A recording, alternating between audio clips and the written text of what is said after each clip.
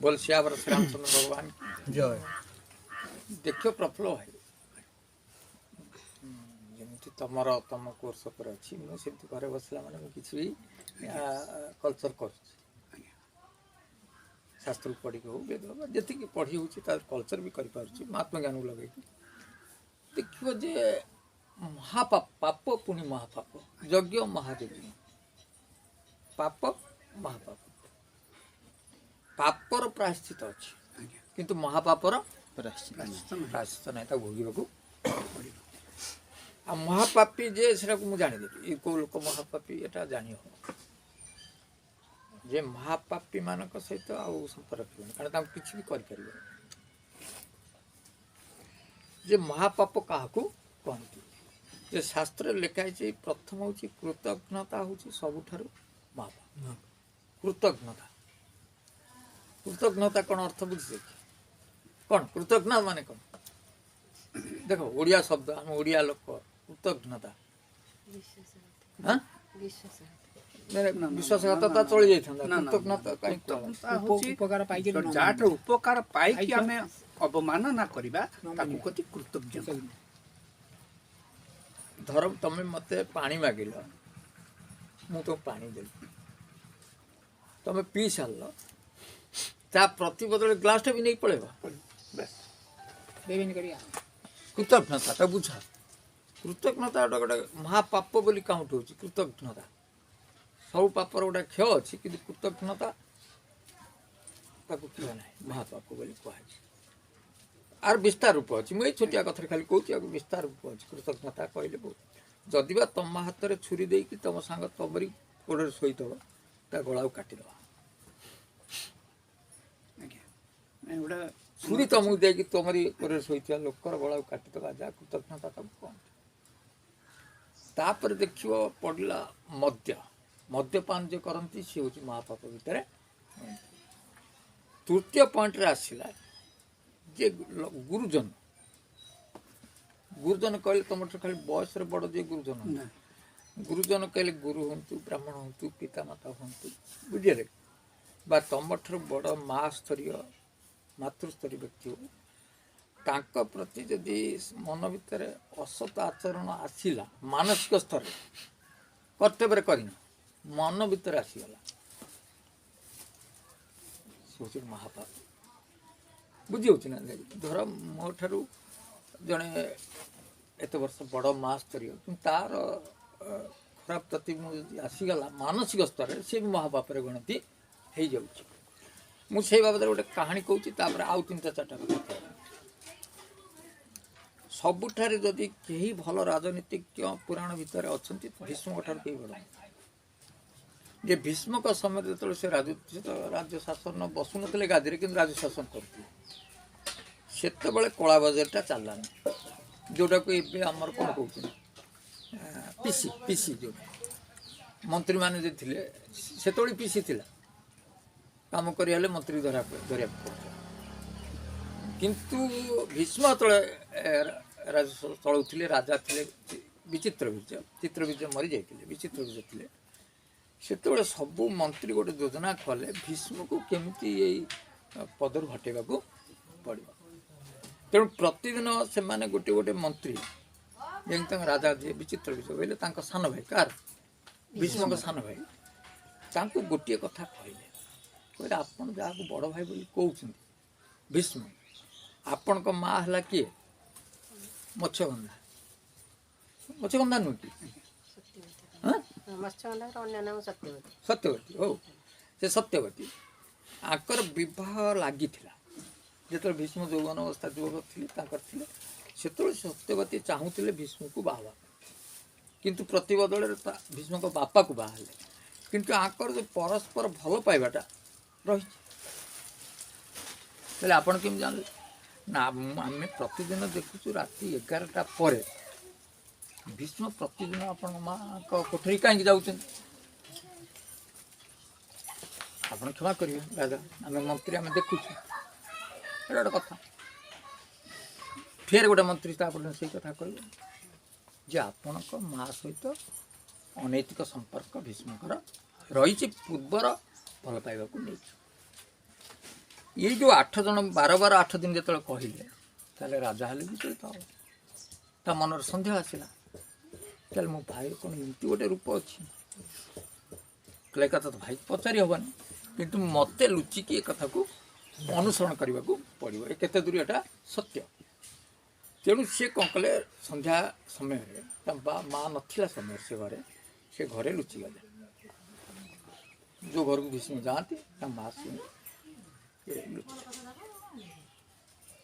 हट कर लुचि गले जी भाई आसिले कौन घटनाटा हो तो देखीदेवी आ सल ए सन्देह ना ना ठीक राति 11टा जो है भीष्म गले भीष्म जाकि आंठी माँ कहले भीष्म आस ना आज गीतार नवम अध्याय को मत कह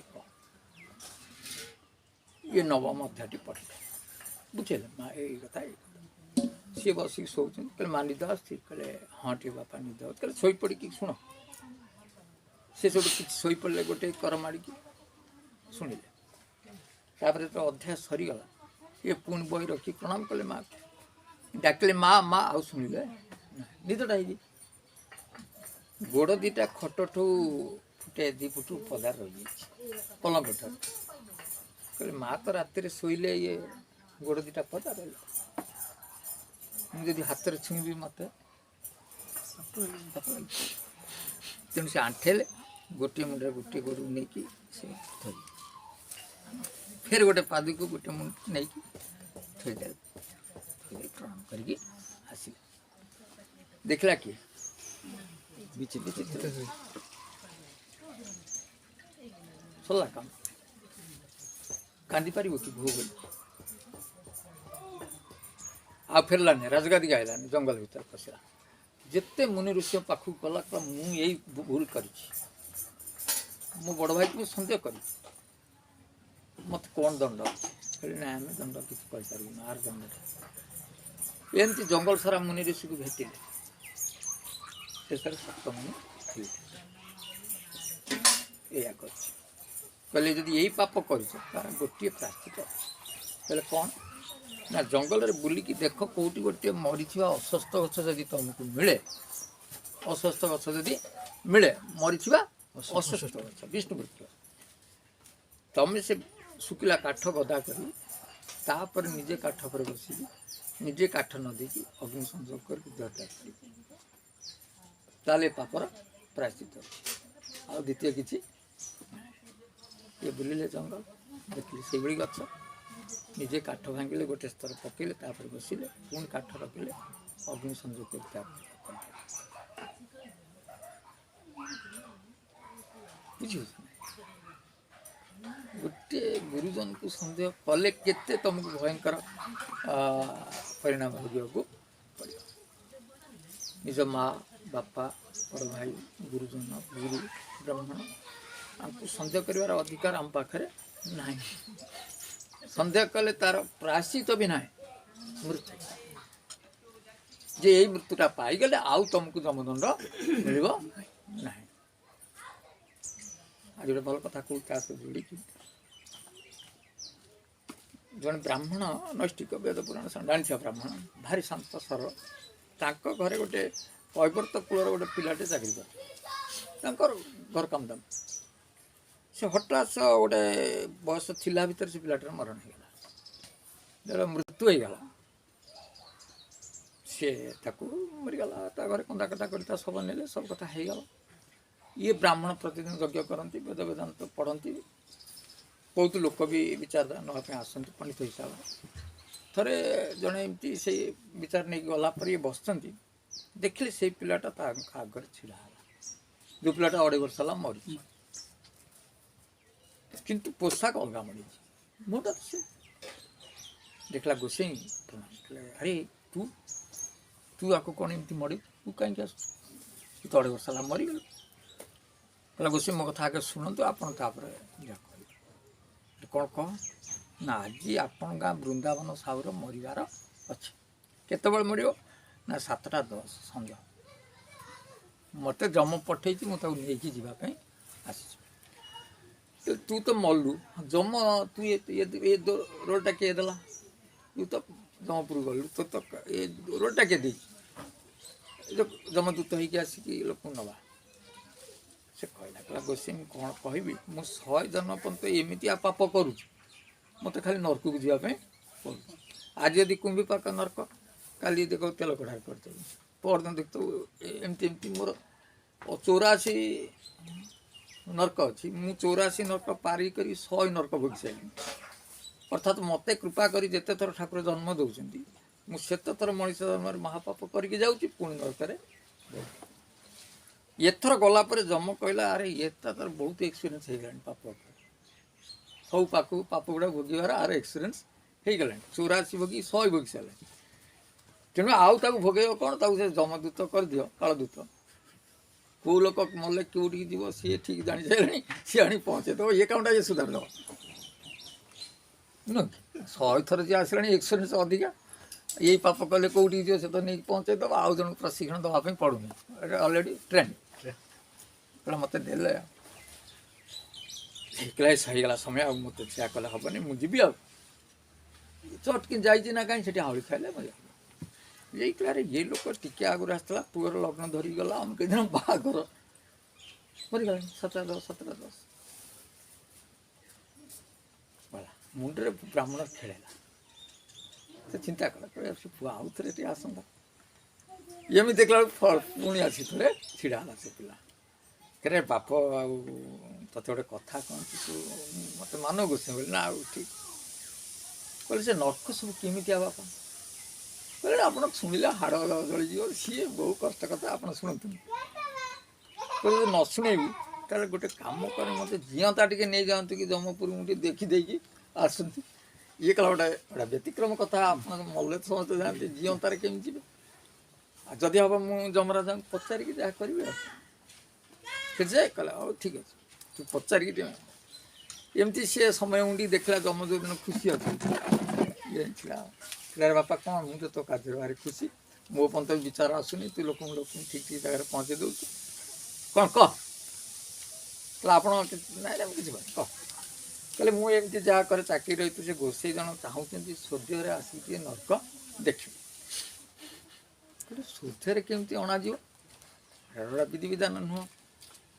କହିଲେ ଆଉ ମୁଁ ତ କଥା ତ ଦେଇଛି। କହିଲେ ଯଦି କଥା ଦେଇଛ, ଆଜି ରାତିରେ ଗୋସେଇଁ ଯେତେବେଳେ ଶୋଇବ ନିଦରେ, ତା ଖଟିଆ ସବୁ ଉଠେଇକି ନେଇକି ପଳେଇ ଆସିବେ। ସେଇ ନିଦରେ ଏଠି କାମ ପଡ଼େଇ ଦେଇ ଫେର ଶୋଇକି ତା ଘରକୁ ପଠେଇଦେବ। 4 ଜଣ ଆଇଲେ, ଆଉ ଇଏ ଉଠେଇକି ନେଇଗଲେ। ଉଠେଇ ନେଇ ଯମ କତିରେ ଥୋଇଦେଲେ। ଯମ ଉଠ, ଗୋସେଇଁ ଉଠ, ଏଗୁলো ଯମ। ଯେତେବେଳେ ସେ ପିଲା କଲା ଗୋସେଇଁ ଡର ନା, ମୁଁ କହିକି ଆଣିଛି, ଆଉ ଆପଣ ତ ସତରେ ଦେଖିବେ। ସେଠି ସବୁ ନର୍କ ଗୁଡ଼ାକୁ ଦେଖେଇଲେ, ମାନେ ଯେତେ ନର୍କ ସେସବୁ ଦେଖିଲେ ଯେ ଆମେ 84 କହନ୍ତି, ଏଇଟା ପ୍ରତ୍ୟକ୍ଷଦର୍ଶୀ ବା ଅର୍ଥାତ୍ ସେମାନେ ଦେଖିକି ଆସିଥିବା ଲୋକ ବି ପ୍ରମାଣ ଦେଇଛନ୍ତି। ଦେଖିଲା ପରେ ଆଙ୍କର କି ଝାଳ ବୁଡ଼ିଗଲା, ମାନେ ଏତେ ଦଣ୍ଡ ଅଛି। ଜଣେ ତତଲା କଢ଼ାରେ ନେଇ ପକାଇଦେବା, ଛୋଟ ଛୋଟ ହେବ, ମରିଗଲା ତ ନା ନାହିଁ, ପୁନର୍ବାର ଫେର ଜି ପଡ଼ିବ, ଫେର ନେଇ ପକାଇବେ। ଏଇଟା ଭୋଗ ସରିଲ, ମୃତ୍ୟୁ ନାହିଁ। ଭୋଗ ଭୋଗିବ ଖାଲି ଏମିତି ଲକ୍ଷ ବର୍ଷ ଭୋଗୁଥିବ, ଟିକେ ଟିକେ କରି ହାଣି ଦେଇଥିବେ, ଫେର ଦେଖିଲା ବଞ୍ଚି ଯାଇଥିବ, ଫେର ଟିକେ ଟିକେ ହାଣୁଥିବେ, ଫେର ବଞ୍ଚିଥିବ। ଏଇଭଳି ଭାବରେ ବହୁତ ଯନ୍ତ୍ରଣା। ଇଏ ଆସି ଜମି କତିରେ ଏମିତି ହାତ କହିଲା ଯାଅ ତ ଛାଡ଼ି ଦେଇ ଆସ। କହିଲେ ଯେ ଯିବି ଯେ ଗୋଟେ କଥା ଯେ ମୋର ଏଇ ନର୍କ ଭୋଗିବାର ଅଛି କି, ଟିକେ ବୁଝି ଦେଇକି ଯିବା। ଆଉ ଜମ କହିଲା ଏବେ ବିଚାର ହେବନି, ତମେ ଯେତେବେଳେ ଆସିବ ବିଚାର ପ୍ରଭୁ ଆସିଛି ଯେତେବେଳେ ଗୋଟେ ବିଚାର କରି ଦେଖ। ଚିତ୍ରବତୀ ପଚାରିଲେ, କହିଲେ ଦେଖନି ସେ ଗୋସେଇଙ୍କର କ'ଣ? କହିଲେ ନା ନର୍କ ତ ଅଛି। ଆଉ କହିଲେ ନର୍କ ଅଛି, ମୋତେ ରକ୍ଷା କର, ମୁଁ ତ କିଛି ବ୍ରାହ୍ମଣ ଲୋକ ଭୁଲ କରି ନାହିଁ, ଆଉ ମୋର କେଉଁଠି ନର୍କ ଆଇଲା, ମୁଁ ତ କେଉଁ ଜୀବନରେ ଭୁଲ ବି କରିନି। କହିଲେ କ'ଣ ସେ ବ୍ରାହ୍ମଣ ଏତେ କରି କହୁଛୁ, ତୁ ଟିକେ ଭଲ କରିଦେ। ସେ ଚିତ୍ରବତୀ କହିଲା ଗୋସେଇଁ କ'ଣ ଆପଣ ଭୁଲି ଯାଉଛନ୍ତି? ଆପଣ ଯେତେବେଳେ 23 ବର୍ଷ ହେଇଥିଲା, ଆପଣ ଗୋଟେ ମୋଚି କତୁରୁ ଜୋତା ତିଆରି କରିଥିଲେ?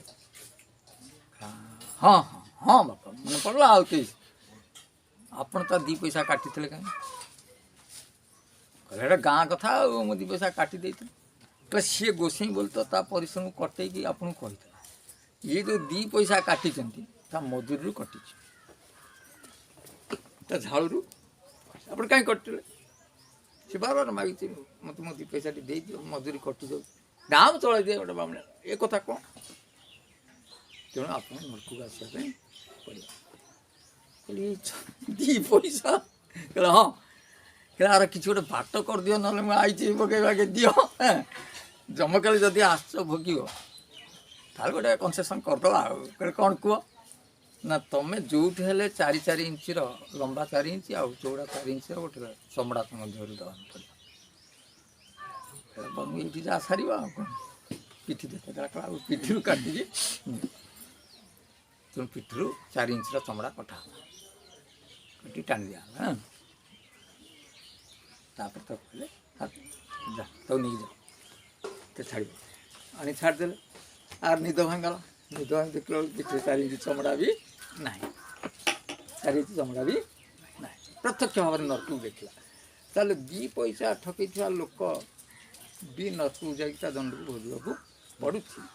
ଏଇଟା କାଳ୍ପନିକ ହଉ, ମୋର କହିବାର କିଛି ନାହିଁ, କିନ୍ତୁ ଶିକ୍ଷା କେତେ ଦେଉଛି, ଆମକୁ କେତେ ସତର୍କ ଭାବରେ ଜୀବନଯାପନ କରିବା ପାଇଁ କହୁଛି। ତେଣୁ ମାଳିକା ଠିକ୍। ବର୍ତ୍ତମାନ ମାଳିକାକୁ ଏବେ କର, ମାଳିକା ବହୁ ଲୋକକୁ ସତର୍କ କରିସାରିଲେଣି। ଯେଉଁ ସତ୍ୟବନ୍ଧ କରୁଛି ବିଗଡ଼ ନା, ସେ ବହୁ ଲୋକଙ୍କ ଯେଉଁ 15-17 ସାଧୁଙ୍କର ଆଣି ସାରିଲାଣି, ଲୋକଙ୍କ ମୁଣ୍ଡ ଭିତରେ ପଶି ସାରିଲାଣି ଯେ ଆମେ ମରିବା ପୂର୍ବରୁ କିଛି ଗୋଟେ ଭଲ କାମ କରିବା ଦରକାର, ଆଉ ଉଦ୍ଧତନ କରିବା ଉଚିତ ନୁହଁ। ଏମାନଙ୍କର ନେଗେଟିଭ୍ କଥାରୁ ଏମାନେ ତ ଠିକ୍ କହୁନାହାନ୍ତି, କିନ୍ତୁ ନ ଠିକ୍ କଥାଟା ବି ତାଙ୍କୁ ଠିକ୍ କରିସାରିଲାଣି। ମୁଁ ଆଜି କହୁଥିଲି ନା, ମାଳିକା ଲେଖିଲେ କି ନାଳ ଶୁଳା ଝାଡ଼ା ହଇଜା ଲେଖିଲା, ତା ନଜର କ'ଣ ପାଇଥିଲା ଆଜି କରୋନା ବୋଲି କି ଓମିକ୍ରିନ୍ ଆସିଛି ବୋଲି ଏମିତି କ'ଣ ଲେଖିଛି? ସିଏ ତାଙ୍କ ନଜର ପାଇ ପାଇ ଶାଗୁଣା ବସିବ କେଉଁଠି? ନୀଳଚକ୍ରରେ। ଚିଲ ଯେଉଁ ଉଡ଼ିଲେ କ'ଣ ଲେଖିଥିଲେ? ଯୋଗ 64 ଯୋଗିନୀ କହୁଛନ୍ତି, ଯେଉଁ ସେମାନେ କହୁଛନ୍ତି 64 ଯୋଗିନୀ। ନାଇଁ ଚିଲ ତା ଶୁଭ, କାହିଁ ଏଇଟା ଭଲ ଶୁଭ ସମୟ ଆସୁଛି। ଆଚ୍ଛା ଦେଖ, ତାଙ୍କ ସମୟରେ ଯେଉଁ ଖାଇବାକୁ ପାଇବେ ନାହିଁ, ମାନଙ୍କ ଜମିରେ 25 ଗୁଣି ହେବ, ସେରକ ଚାଉଳ ଟଙ୍କାଟେ ହେବ। ଏବେ ଦେଖ କେଉଁ ଗାଁରେ କେଉଁ ଗୋଟିଏ ଗରିବ ଲୋକ ଦେଖାଅ ଭିକାରୀଟି ଆଣିକି ଆଜି ଛିଡ଼ା କରୁନି ଆମ ଦ୍ୱାରା ବିକ ନେବା ପାଇଁ। ଗୋଟେ ଲୋକ ଗୋଟେ ପେଟ ପୁରା ଖାଉଛି, ଖଣ୍ଡେ ପିନ୍ଧି ପାରୁଛି ତ? ରୋଗ ନିୟନ୍ତ୍ରଣ କରିବା ପାଇଁ ବୈଜ୍ଞାନିକର ବିଭିନ୍ନ ବ୍ୟବସ୍ଥା ଅଛି। ଅର୍ଥାତ୍ ଦେଶ ସୁଧୁରିଛି ନା ଖରାପ ଆଡ଼କୁ ଯାଇ? ତାହେଲେ ମାଳିକା କହୁଛି ଘରେ ଘରେ ବାପା ମାଆଙ୍କୁ ମାରିବେ, କି ଚଉରା ଭାଙ୍ଗିଦେବେ, କି ଦେବାଳ ଭାଙ୍ଗିଦେବେ, ମନ୍ଦିର କଣ୍ଟା ପୋତି ଦେବେ। ଏବେ ବେଶୀ ମନ୍ଦିର ତିଆରି ହେଉଛି ନା କମ୍ ତିଆରି ହେଉଛି? ତାହେଲେ କେଉଁ କଥାଟା ହେଉଛି? ଅର୍ଥାତ୍ ମାଳିକା ସରିଯାଇଛି। ସେ ବିଶ୍ୱନାଥ ବାବା ହୁଅନ୍ତୁ, ଯେଉଁ ପଏଣ୍ଟ ବାହାର କରିବ ମୁଁ ଦେଖେଇଦେବି, ସରିଯାଇଛି। କିନ୍ତୁ ବଡ଼ କଥା ହେଉଛି ଏଇ ଯେଉଁ କଳ୍ପତରୁ ଯେଉଁ ଲେଖା ହେଇଛି, ଇଏ କିଏ ସିଏ ଲେଖନ୍ତୁ ବା କିଏ ଲେଖୁ, କାହିଁକି ମୁଁ କହୁନି ସେ କଥା, ପାଠଟା ରହିଛି। ଆଜି ପର୍ଯ୍ୟନ୍ତ ଯେତେ ମହାପୁରୁଷଙ୍କ କଥା ଲେଖା ହେଇସାରିଛି ସେଟା ନାଁ ସରିଛି, କିନ୍ତୁ କଳ୍ପତରୁ ବୋଲି ଗୋଟେ ମହାପୁରୁଷ କେଉଁଠି କେବେ ଦେଖିଛି ତାଙ୍କ ମାଳିକା ଭିତରେ ନାହିଁ। କେବଳ 13 ଜନ୍ମ ଲେଖିଛନ୍ତି, ଯେଉଁଟାକି ମୁଁ ବାଧ୍ୟ ହେଉଛି ମୋ ଆଡ଼କୁ କଳ୍ପତରୁ ବୋଲି। ମୁଁ ବି ଆଉ ଦ୍ୱିତୀୟ କଥା କହୁଛି ଯେ ଏ କଳ୍ପତରୁ ଓଡ଼ିଶା ଭିତରେ ଥିବେ, ନିଶ୍ଚୟ ସାଧୁ ହେଇଥିବେ, ତାଙ୍କ ଦ୍ୱାରା ହିଁ ବଡ଼ କାର୍ଯ୍ୟ ଅଛି। ଯଦି ତାଙ୍କ ଦ୍ୱାରା ସେଭଳି ନଥିବ ତାହେଲେ ମୋ ଦ୍ୱାରା ବି ଥାଇପାରେ। ଏଇ ହେଉଛି କଥା। ଟାଣି ଟୁଣି ବହିକି ବୁଝିକି ଆମେ ଏ ଯେମିତି ବୁଝେଇଦେଲି ଯେ ଏଇଟାକୁ ଯେ ଜଣେ କେମିତି ବୁଝିବ ଯେ ପ୍ରକଟ ସିଦ୍ଧରେ ହୋଇବି ଯେ କାଳେ 8 ଗୁଣ ଧରି। ଏଇ ଯେଉଁ 8 ଗୁଣ କେହି ବାହାର କରିପାରିବେନି। ମୁଁ ଯେଉଁ ମେଥଡ଼ରେ ବାହାର କରି ପ୍ରଫଳ ହେବି 20 8 ଗୁଣ ବୋଇଲେ 8 ସ୍କୋୟାର 64 20 84। କିନ୍ତୁ ସମସ୍ତେ କହିଦେବେ 160ର କିଛି ମୂଲ୍ୟ ନାହିଁ। 20 ବା 84 ଅଙ୍ଗୁଳି ଉପରକୁ ଗଲେ ତମେ ବି ସିଦ୍ଧ ହେଇପାରିବ, କଳ୍ପତରୁ ବି ସିଦ୍ଧ ହେଇପାରିବ। ତେଣୁ ଏଟା ବାହ୍ୟ ଆଉ ବ୍ୟକ୍ତି ସହିତ ସମାନ। ବ୍ରହ୍ମାଣ୍ଡରେ ପ୍ରଫୁଲ୍ଲର ବି ହେବ, ତମର ବି ହେବ, ତାର ହେବ। କେତେବେଳେ ନା 84 ଆଙ୍ଗୁଳି ଯିବ। ତାହେଲେ ଏଇ ଯେଉଁ ମହାଯଜ୍ଞ ହେବ, ସତ୍ୟ ଉପୁଜିବ, ତାପରେ ସତ୍ୟ ଅଛି, ଏଇଟା ଅସତ୍ୟ ନୁହଁ। 84 ଆଙ୍ଗୁଳି ତ ନର୍କ, ଆଉ 84 ଆଙ୍ଗୁଳି ଭିତରେ ସରଟା ରହିଲା ନା। ତାପରେ ଯେଉଁ ସତ୍ୟ ଉପୁଜିବ କେମିତି ନା ମହାଯଜ୍ଞ କଲେ, ଏଇ ଯେଉଁ ମହାଯଜ୍ଞ କଲେ। ତାହେଲେ ମହାଯଜ୍ଞର ଆକ୍ଷରିକ ଅର୍ଥ ହେଉଛି ବ୍ରହ୍ମଯଜ୍ଞ। ବ୍ରହ୍ମଯଜ୍ଞ ଯାହାକୁ କହନ୍ତି ବ୍ରହ୍ମଯଜ୍ଞ। ବ୍ରହ୍ମରେ ନିଜକୁ ରଖିକି ଆହୁତି ଦେଇପାରୁଛ, ବ୍ରହ୍ମରେ ନିଜେ ରହିକି ଆହୁତି ଦେଇପାରୁଛ। ତାହେଲେ ଏଇଟାକୁ ଯିଏ କରିବ ସେ ବ୍ରହ୍ମଯଜ୍ଞ ସତ୍ୟ ଉପୁଜିବ। ତେଣୁ ଏଇଟା ଆଗକୁ ଆସୁଛି, ଦେଖିବା ଆମେ କରିବା। ଆମେ ବି କିଛି ନାହିଁ, ଆମେ କରିଦେବା ଗୋଟେ ଯଜ୍ଞରେ। ତମକୁ ବି 8 ଥର ଆହୁତି ଦେବା ପାଇଁ ପଡ଼ିବ, ବେଶୀ ଦିଆ ହେବନି। ତମକୁ ଯେଉଁ ଶେଷ ସୂତ୍ର ଦେଇଛି ସେଇ ସୂତ୍ରରେ ତମେ ବ୍ରହ୍ମରେ ରହିକି ସେ ଅଙ୍କୁଟିକି ଦେବ 8 ଥର ଦିଅ। ତେଣୁ ଯେତିକି ଜଣ କାପବୁଲ୍ ହେବେ ବା ଏଇଟାକୁ କରିପାରିବେ ଆମ ଶିଷ୍ୟ ଭିତରେ ଯେଉଁ ଯେତିକି ଜଣ ଅଛନ୍ତି ଆମେ ସେଇଟାକୁ ସତ୍ୟରେ ଅଛନ୍ତି ବୋଲି ଜାଣିବା। ଆଉ କ'ଣ ଅଛି? ମହାଯଜ୍ଞ ହେବ, ସତ୍ୟ ଉପୁଜିବ, ଶ୍ରୀରାମ ତାରକା ସାର। ତାପରେ ତମେ କହିବ କଳ୍ପତରୁ ଇଏ ବୋଲି। ଯେତେବେଳେ ତମ ଭିତରେ ନ ହେଇଛି ମୁଁ ବୋଲି କେମିତି ଜାଣିବି? ଗଛଟା ଫଳିନି ତ କେମିତି କହିବା ଆମେ ସେଇ ଗଛ? ଗଛ ଫଳିଛି, ମୁଁ ନିଜେ ଫଳିଛି, ଏଇଟା କ'ଣ ଗୋଟେ ଉଦାହରଣ? ତମେ ଯଦି ଫଳିଛ ଆଉ ଦୁଇଟାକୁ ଦେଖାଉ ନା, ଅସୁବିଧା କ'ଣ? କିନ୍ତୁ ମୋର କେତେ ଗୁରୁ ଅଛନ୍ତି, ସେ କହୁଛନ୍ତି ଆମେ ଫଳେଇ ଦେବୁ, ମୋତେ ଯଦି ଫଳେଇ ଦେବ ଆଉ 10 ଜଣ ଫଳେଇ ଦେଉ ନା। ତେଣୁ ତମେ ତ ରତ୍ନଗିରିରୁ ଆସିଛ କି କେଉଁଠୁ ବୌଦ୍ଧରୁ ଆସିଛ, ପାଖ ଆଖରେ ବି ନୁହଁ, ତମ ସୂତ୍ର ବି ଦିଆହେଇଛି। ତେଣୁ ସୂତ୍ର ଭାବରେ ତମେ ବ୍ରହ୍ମରେ ରହିକି ଆହୁତି ଦେବ 8 ଥର, ବେଶୀ ଥର ମୁଁ ବସିଥିବି ତୁମେ 8 ଥର ହବ। ସେଇଠି ଧରିଦେବ। ଆଉ କ'ଣ? ଯେଉଁମାନେ ଦେଇପାରିବେ ସେଇମାନେ ସତ୍ୟରେ ପ୍ରକାଶ। ବୁଝିଲ? ଆଉ ଏତିକି ଥାଉ। ଜୟ ଶ୍ରୀରାମ।